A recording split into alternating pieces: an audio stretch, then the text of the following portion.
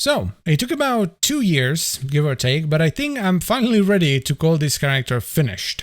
The character is called McGarbage, it's a Scion Ascendant, and it's the only character so far that I've pushed to level 100 in solo self-found. Pushing the character to 100 was an adventure in and of itself because you don't have access to some of the more efficient ways of leveling that you can do in Trade League, so it mostly consisted of running whatever beachheads I could get my hands on, the same thing for breach stones, and then I would do syndicate safe houses, and I would also do somewhat shallow delving right around when it flips over to item level or level 83. I pretty much didn't map with the character at all from level 98 to 100, because in order for the maps to give me good enough experience to actually make them better than shallow delving or something like that, I would have to throw on a lot of stuff, put on scarabs, put on sextants, and that made the maps too dangerous to do. Because you want to minimize your chance of dying as much as possible, going up to 98 is nothing, then going from 98 to 99, it becomes a bit spooky. If you die, you lose an hour, maybe 2 of progress, but if you die when you're going from 99 to 100, you're losing basically an entire day of mapping worth of XP. I would honestly not recommend pushing 100 on a character to anyone. It's just constant stress, because if you mess up and die, as I've said, you lose about a day worth of progress. The reason I wanted to push the character to 100 is because it's an aura stacker, and with aura stackers, every passive point is a big deal, because it can either get you more aura effect, which is really nice, or more mana reservation efficiency, which is really nice as well. Now, I think this is the third iteration of this character, because aura stackers get nerfed pretty regularly, with the biggest change of course happening when they changed the way mana reservation works. I actually almost gave up on the character when that happened, because I logged in, nothing was working, I couldn't turn any of my auras on, and I was just like, well,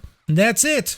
We're done, but then someone figured out a way to do it, so I rebuilt the character again. But this time I actually went for the low-life version rather than the CI version, because the previous 2 iterations were Chaos Inoculation, so they had the major benefit of being immune to Chaos damage, but also the major downside of not being able to reserve anything onto your life, so you have to figure out a way to reserve everything on your mana. Because the way this character works, if you've never seen or played one, is it relies entirely on auras for everything. It sacrifices everything else, and it gets its damage from auras, its defense from auras, its speed from auras, its clear speed, everything comes from auras. It's essentially an aura bot, but it's supporting itself. The really cool thing about this character, and one of the reasons why I wanted to try it out, is because while it's difficult to put together because you need a lot of gear to start with to even get the character functioning, you can just keep feeding it better and better gear, and it gets better and better and better as you do so. To a point where it becomes silly, these characters with the right gear can do millions and millions of damage while being virtually unkillable. Like even my character, which is very scuffed compared to the characters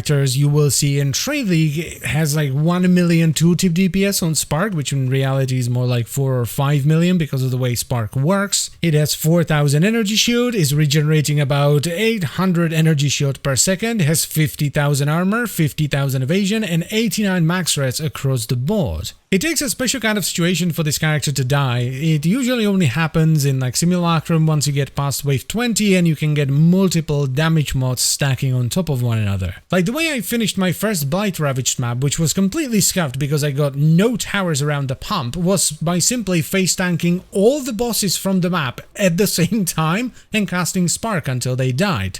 That's the level of chunk we're talking about here. Now, the one area where this character is sort of lacking is in bossing. This character is not great for bossing because it's heavily dependent on the size of the arena and the size of the boss. If the arena is small and the boss is big, you're going to be doing Jesus damage. But if it's the other way around, a large arena with a small boss, the damage is going to be mediocre at best. But it's great everywhere else, which is one of the reasons why I wanted to try and build it. It's just an all-around great character. With the main reason actually being just to see whether or not I can do it. I was just like, well, I might as well try it out, right? Because as I've mentioned earlier, just getting this character to work, not be good, but to actually work, it takes a lot of very specific gear. It all started during Harvest. I was actually streaming on Twitch at that time, and I was playing, I think, like a Spectre, Slave Driver, Guardian, something. And I got the body armor from Cortex. I was just like, I always wanted to try and build something with this, so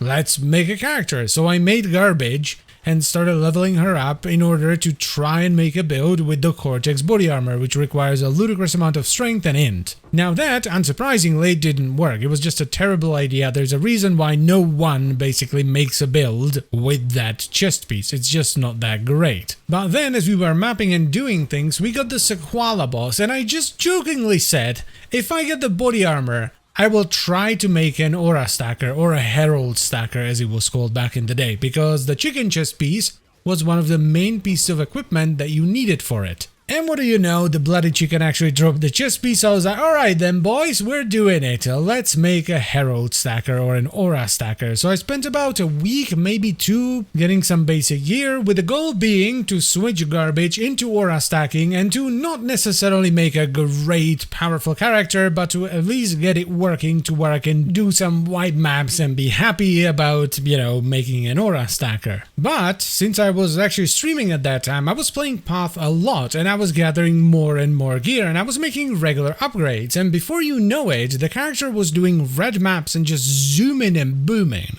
I actually managed to get some really good gear during Harvest, not just from Harvest, which was amazing for crafting, but I even managed to get myself a Nebulous. But then two things happened. The first one was that I got the character to a point where the best way to progress it and get it more powerful was to level up, and that's not great. Because I was still streaming at this point, and trying to push a character to 100 or as close to 100 as possible while streaming just didn't work out well for me. Because I was trying to be entertaining for the stream, which meant I wasn't paying full attention to the game, so I kept dying, which made me tilt, which made the stream worse. So I eventually ended up calling it quits because Harvest was also coming to an end, so I was just like, alright, that's it, I've done enough, I am done. But then the merge happened, right? Everything from Harvest was thrown into solo self-out standard, and I was just like, let's do, you know, a few more maps just for fun. I'm not streaming, I don't have to worry about it, I can actually focus on the game.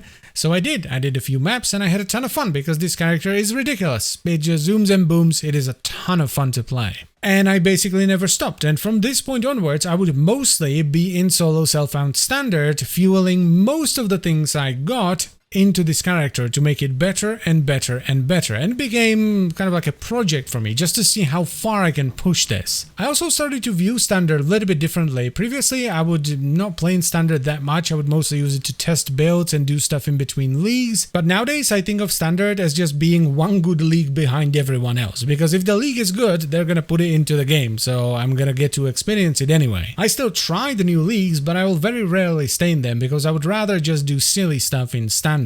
I've even done things like rip things from hardcore, right? I wanted one of the helmets from Ritual, but didn't want to play in Ritual, so I made a solo self-found hardcore character, got it up to maps, got the helmet, and then ripped the helmet down to standard. But anyway, the reason why I decided to call this character finished is because there is very little I can do to progress it any further at the moment. I can either get better voices, because since the introduction of the Simulacrum, I got 4 or 5 voices duels, and they're all 7 passive, so I would need to get 5, 3 or 1 passive voices, which are extremely rare. Like Mirror of Kalandra kind of rare. I actually checked the trade website, and in standard, if I were in Trade League, 1 passive voices, the cheapest ones go for about 700x. That's the kind of rarity we're talking about here. So I would have to get 1 of those, or 2 of those, or even 3 of those if I really wanted to juice the character. And the second thing, while not quite as rare as the voices, is still very rare because of how specific it is, right? It would have to be an item level 84 small reservation cluster with 3 passives.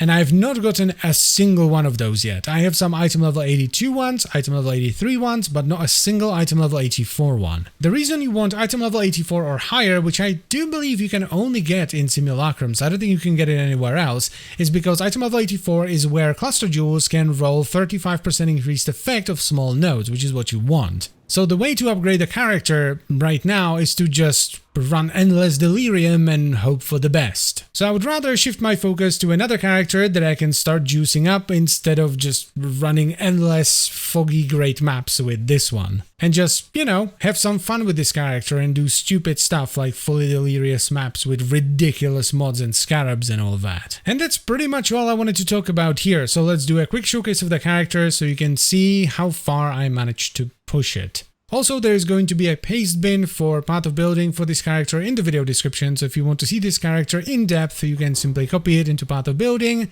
and check it out there. So here's the gear for the weapon. I have a nebulous. It actually took me a few weeks to divine it to be 20 cold and 20 lightning, so that's a pretty cool one. Then my helmet is actually fairly new. It's just a hubris circlet with decent energy shield, mana reservation on the implicit, mana reservation as a suffix, and then it has zealotry mana reservation as the enchantment. For the body armor, you need to run shavs, of course. I managed to corrupt mine with +2 level of socketed duration gem, so that my 21 Val Spark goes up to 22 with ashes and then 24 with this corruption, which is very nice. Speaking of ashes, that is the amulet of choice. I tried to divine it as best as I could, and I got 20 reservation, 24 quality, and we anoint champion of the cause for more reservation and effect of auras. Then for the shield, we're gonna run Prism Guardian, which allows us to allocate the auras in the shield on our life instead of mana. And I actually corrupted a few of these and didn't get any cool corruptions. I just got white sockets across the board here. Then a very important part of the build is the Call of the Brotherhood ring. So we're running 2 of these, catalyzed for elemental damage, which allows us to convert 96% of our lightning damage into cold damage. This gives us access to cold damage scaling, so we have Spark, right? And with Wrath and Herald of Thunder, it does a bunch of lightning damage, which is then scaled through Nebulous. What happens then, though, is all that lightning damage is converted into cold, which can be scaled with the second half of Nebulous, the cold one, as well as Hatred. That's what gives you so much damage. Now, the boots are just terrible. It's a bunch of chaos resistance and a little bit of movement speed. For the belt, I have a Headhunter. I recently got this like a month ago or so